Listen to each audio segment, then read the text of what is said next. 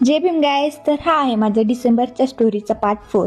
So last व्हिडिओमध्ये मी तुम्हाला सांगितलं की आम्हाला सांगितलं होतं की तुम्ही आता डी.वाय. पाटीलला जा, कारण माझं तोंड खूप जास्त सुजलं होतं.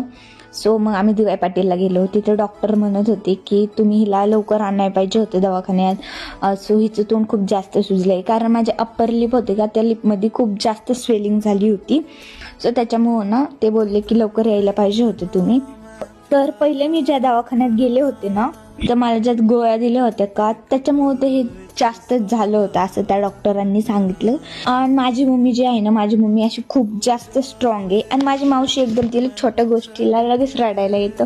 बट यार, जेव्हा मला दवाखान्यात नेलं, माझी मम्मी एवढी जास्त रडत होती. आणि माझी मावशी मम्मीला सांगत होती की काही नसतं होत, रडू नको.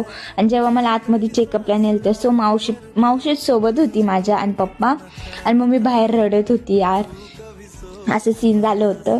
आणि ते डॉक्टर बोलले की आता हिला डायरेक्ट ॲडमिट करा, 1 दिवसात हिच्या तोंडाची सूज कमी झाली ना, सो आम्ही हिला डिस्चार्ज देऊ. बट जर नाही झाली ना, तर तिच्या तोंडाचं ऑपरेशन करायला लागल.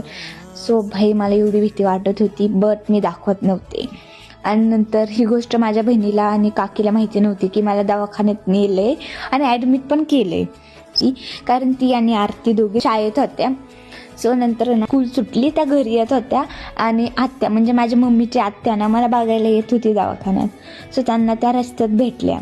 आणि माझी बहीण बोलली की आत्या कुठे चालले, तर आत्या बोलल्या की दीदीला दवाखान्यात ॲडमिट केले, तिला दवाखान्यात बघायला चाललोय.